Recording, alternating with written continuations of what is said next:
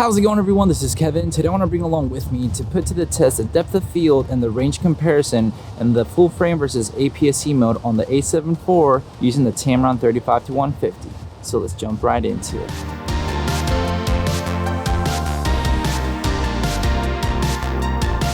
I posted a poll on my YouTube community page asking you guys what else you wanted to see with the Tamron 35-150 and the A7 IV, and one of you guys gave me the idea about testing out the depth of field and the range comparison using the full frame versus the crop mode on the A7 IV to see if there was that much of a difference, since you know you can do that crop mode and you get about, I think it's 14 megapixels out of the 33 megapixels when you do the crop in mode, and see if it really matters if you do the APS-C mode with the photo, and you know, comparing the depth of field, the bokeh, and everything like that. So I thought it was a pretty interesting idea to do this comparison, so we're gonna go ahead and put it to the test and see what we come up with.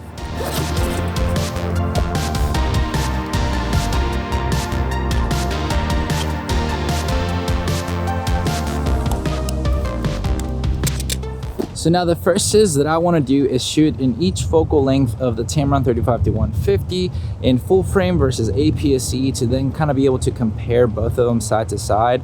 And just obviously it's not going to be the exact same thing, but I'm just going to go from 35-150 in full frame mode and then do the APS-C mode from 35-150. Obviously it'll have its crop in, but that way I can compare them both side to side and see, you know, the difference and how it looks from each other. Oh, hello there, Mr. Snake.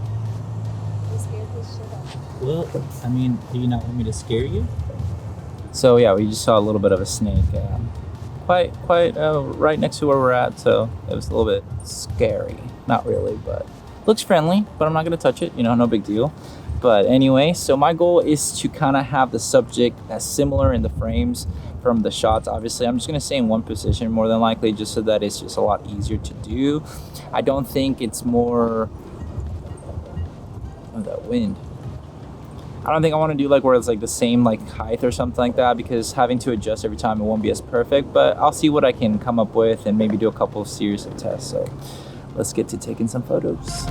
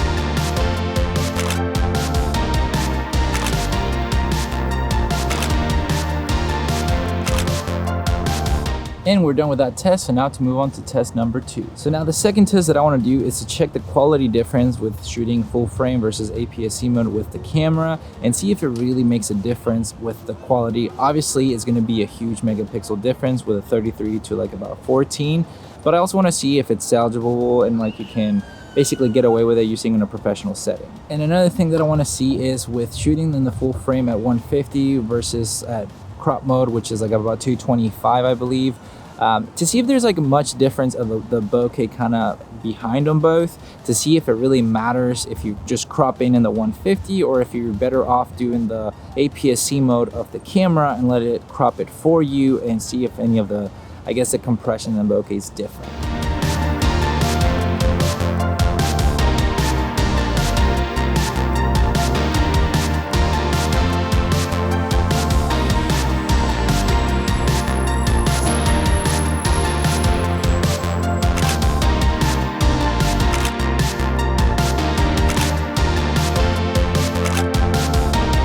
Now we're done taking the photos. Right now you've already kind of seen them, but I'm going to go more in depth to kind of compare them side by side and kind of pixel peep a little bit more at home now once we go to the home office, and that way I can give you my final thoughts on it and see what really transpires from this test.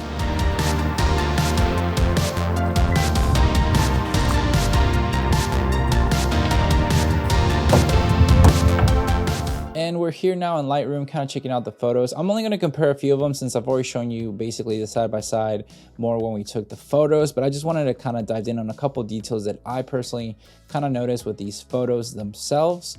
Obviously right now I have the full frame mode of 35mm on to the right, and then on the left side I have the crop mode, which would be basically this one if I bring it over here. But I'm just going to go back as for the reference. So, I mean, the quality itself of the full frame is still really great. And even the APS-C mode is just pretty phenomenal, in my honest opinion. I'm going to bring up I guess, the equivalent of the full frame of the APS-C mode, which would be the kind of 50mm, which would be this one right here. Obviously, I'm not like 100% aligned with what it is, but you can still see that it's about the same. From the distance away from her. You'll just be able to crop in more on the right one because you have, well, more megapixels. Because with the crop in the APS-C mode of the A7 IV, you just get about 14, I think it was, versus a 33, which is still more than enough for what you want to do. So now the one thing that I really was curious to compare was the depth of field and kind of like the focal range with the 150 shot on the APS-C mode. So on the right I have the 150 and on the left I have the APS-C mode, which to be honest I can see obviously the more up close of the, I guess, of the what's it called, the APS-C mode kind of camera. Obviously the compression and everything's nicer, the bench looks closer. But what I was kind of curious about, I wanted to see if I were to, let's say, zoom it in a bit over here to try to match it as much as possible, maybe go a little bit more, just because I'm trying to see if like we can get it as close as possible to maybe you know, try to go a little bit where we can kind of match them both.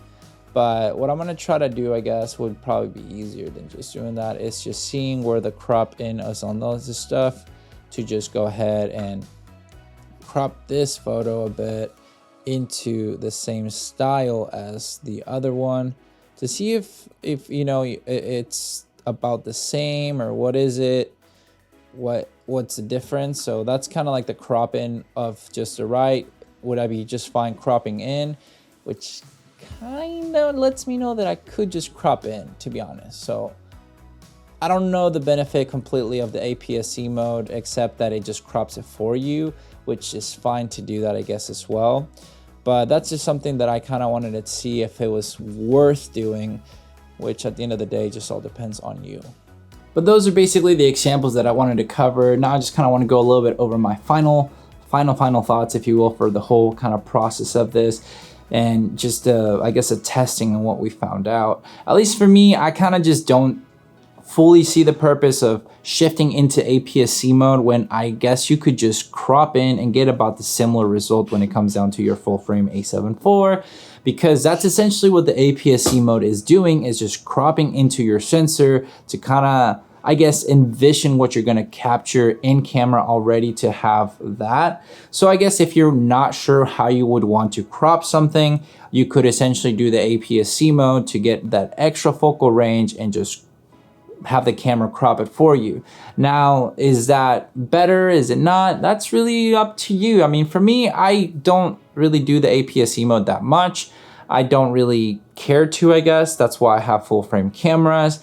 The only good thing that I could see is using the APS-C mode to kind of get that further focal range when it comes down to the 150 part of the Tamron to make it a 225, just to see how it would look maybe, and just either have that photo cropped already for me where I'm not gonna crop in whatsoever again, or just take the photo at 150 and then crop in more and maybe not lose as much quality. I mean, that's just kind of what I notice, is just you're just cropping in with it. It's not like it's giving you like that extra compression of a 225, and on honesty, they kind of look about the same once you crop in. So it could be just that that's just my findings. I could be wrong. I don't know. You guys are here with me learning with it, but hopefully it kind of clarifies some things when it comes down to the depth of field and the range comparison of shooting full frame versus APS-C mode. And if you have any questions or something else that you'd like to cover, for a next video or anything like that, please leave it down below, and I would love to kind of hear your thoughts on that and see what else I can help you guys out with when it comes down to this lens, this camera, or any of the other gear that I own that you would like to know more about. But with all that said and done, guys, thank you so much for watching this video. Make sure to like and subscribe, share this video with a friend. I'll catch you guys in the next one. See ya.